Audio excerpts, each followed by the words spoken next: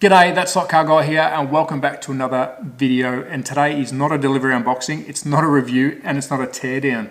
What is it? Well, it's a topic that I think we should be talking about within the slot car world and why I think it will benefit us as collectors and the actual slot car community. You probably think of why has you got diecast cars and why has you got slot cars? Well, stick around and let's have a chat about why JDM cars aren't a big part of our slot car world.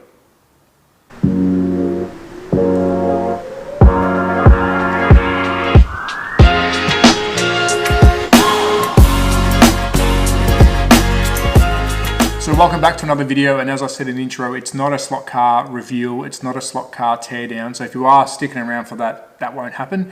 It's the topic of JDM cars. What's JDM? Well, the Japanese domestic market. So that's cars like your R32, your 300ZX, your Toyota Supra, your 240Z, Japanese cars that were made famous to most of the world because of Fast and the Furious. Now, you're probably also thinking, why do I have some diecast cars here? Now, before I was heavily into slot car racing, collecting, reviewing, I was a diecast car nut. I've still got thousands and thousands of them in their boxes, some rare stuff. I still love them. I go to the shops and still grab my diecast cars, but my passion is slot cars, and I'll tell you why in a minute. Now, quickly before we get into it, these are the three JDM cars that I have in slot car form. I do have a Toyota Supra by Revo, and I do have obviously this 240Z by Scale Electrics, but it is very, very hard to find Japanese cars in the slot car world. But watch this space, because I've watched lately that we are making more. These new Initial D, I tell you, they're going to spark a revolution in slot cars, because that's another market. That's a market where people who collect diecast cars might come across. Now, talking about diecast cars, let's have a quick look. So I've grabbed a couple of, this is really what I can grab at hands reach, but here we go. We've got a Hot Wheels R32 Skyline. Now this is becoming quite old. When I say old, maybe a year and a half, but they've been doing Skylines for a very long time. JDM market. This has blown up the Hot Wheels world. Let's look at Tomica, another diecast car brand. And there we go, straight away. And this is 5 or 6 years old. A 300ZX, another JDM car. Keeps Tomica in the pack of Japanese domestic cars. What else do I have here? Matchbox, and we're going back to the 80s, and now, but they still do it. Here we go, another, is that the 260? A 260Z. This wasn't sold as a JDM car, well, to that market, but they could re-release it, which they are, in JDM form, being, look at what we got here. And lucky last, another car just thought I'll grab this to show is Macedo, an R35 cop car. They're all got something in common. They're all Japanese cars. And there's a second topic within this that I want to talk about, but let's tap into why I think we should make Japanese cars. Now, what you're looking at here beside me, even this Soul car here would have changed the way people looked at diecast cars. European cars are huge, you know, rally cars are huge, American muscle's always been huge, but Japanese cars were slow. They went on the rise as quick as some other brands. Fast and the Furious came, and now, poof, we've blown into this mecca of JDM cars. Everyone wants a JDM car, hence why the prices have gone up. But we haven't yet seen that move over to the slot car world. I think that's going to be very beneficial, because you start making cars like this, even Initial D, half the slot car people probably won't know what Initial D is. People out there will buy this because it looks like a model car, but they can play with it. My goal is to try and transfer, and I'm an ex still, but diecast hardcore collector. Most of my money now goes to this. I've transferred across because I know I can play with these things on a track, and they look incredible. Gone are the days of a little, I mean, this still looks very, very beautiful, but our cars are looking like model cars more and more each year, but you can play with them. Yes, you can chuck these on a track. Yes, you can chuck them on a power track, but there's a difference to it. You're driving a model car. I think we'll get the market of those people come across, because now we've got cars that are interesting. Now we've got cars that people relate to in this world. There is a second tier to this, and I did say at the start. Carrera does a really good thing, and a couple other companies do. Carrera and SRC are really good at doing unique cars. So if you buy a Carrera Evolution car, and I'll try and put a photo up here to show you what I mean, in the Evolution range, so the analog range, you'll get a certain amount of liveries, colours. Then if you move over to the digital range, more than likely there's going to be one livery within that digital range that you can't get in Evolution. So you have to buy that digital car to get that special livery. That is what I sort of call a chase. And when I say chase, you're thinking, what are you talking about? Well, let's use this Datsun 510 wagon from Hot Wheels, which is worth a lot of money now, $700 for this one little car. This is what we call a chase. Now, this comes in your normal $2 car off the shelf. This is a $2 car from the shelf, or $1 from Dollarama in America. But this also comes in a very basic plastic and a red color. And I'll put up a photo now showing what I mean, side by side. But this one out of every 10 boxes of 72 cars, you will find for that month or that run, a car with beautiful paint job and some rubber wheels. Keep in mind, the standard cars only have plastic wheels. This is called Spectra Flame paint, so it's very special, and you only find this in a case run for a month or so. Yep, you might find it now on the pegs, meaning at the shops, because it's an old stock being put out, but this is a limited run car, which is extremely hard to find, and you can't buy it unless you go on eBay. Anywhere else, you have to find it in the box itself, and you've got to be very lucky.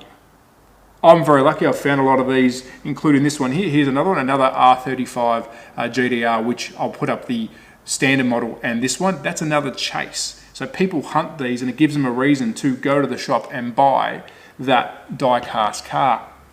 Why do I think that's good for this? Well, SRC do something very similar. They do a Chrono and Original series. The Chrono series is your watered down race version, which I'll show you now. When I mean watered down, we're not talking about it's just here's a plastic fantastic. It's got a lot of detail to it, but they also released the Original series, which is a model. It literally looks like a model. Still goes great, but that's for the collector. So you've got two parts of that series there.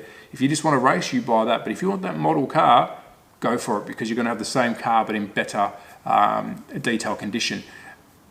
There are also limited runs, which I guess these days is very hard to manage, but if you don't get it, you won't get it unless it goes to the second-hand market. So I really like that. So Carrera, they do a special livery. SRC, they do that 2 series. I think more slot car companies should be doing something like that, a chase piece. Even out of the, even Carrera standard run, maybe do a blank canvas where it's a pure white car, or it's a special one-off livery that you'll find out of 300 of these. If you're looking on the shelf, it will be blue, or it will be HKS livery. It's just that one you find. I think that will reinvigorate the slot car world and give us collectors something to really hunt for and go for.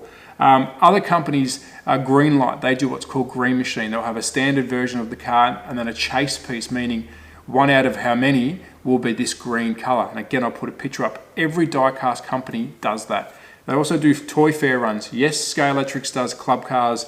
I think Carrera do club cars as well, potentially.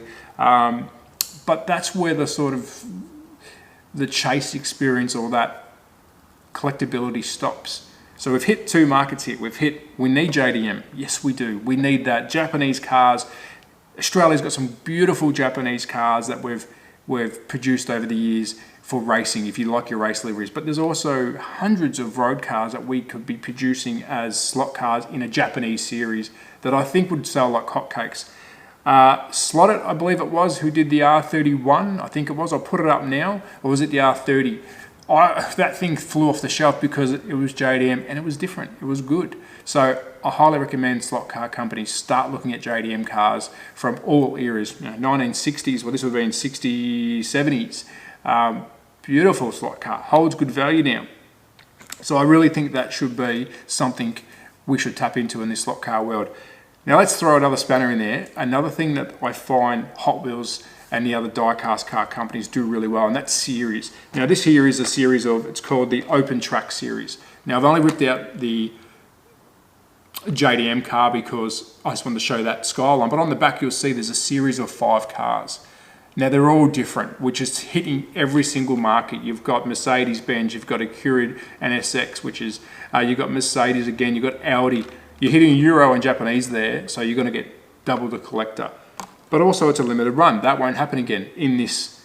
What can we do as slot car guys? Well, and girls, do a station wagon series or an estate series. The Volvo 850R, you can get an Audi S6 in there. We can do some really good series here that's going to make us want to collect them all because it's part of a series. Yes, I know slot car companies do like the Tyrrell box sets, which are the Scale Electrics one. I'll put up that now and show you guys. I've got that because I love that, but they're the box sets. Every company does that. I thought it was worth a mention. Hit the comments if you think I'm crazy and you don't want to see Japanese cars.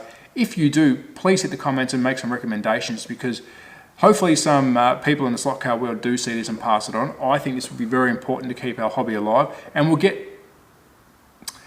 buyers and racers that probably would never want to join our hobby because the cars don't relate to them.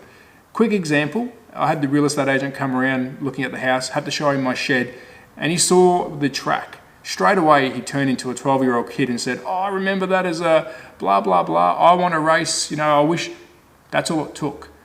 Then he starts seeing the cars, which I showed him that related to him. And lo and behold, he loves JDM cars. Got him thinking, I might buy a track and look for some Japanese cars. Well, he won't find many, but hopefully in the future he does. That's all it takes. So that's my 2 cents. I hope you've stuck around for the whole, however long this video is going for. If you've got any recommendations, put them in my comments and hopefully someone shares this. But I would love to, live stream with some of the slot car collectors in the world who are, who have a say and have a chat about this. It'd be great. So anyways, at that slot car guy, if you've stuck around for this long, thank you very much. Be safe. Take care. Ciao.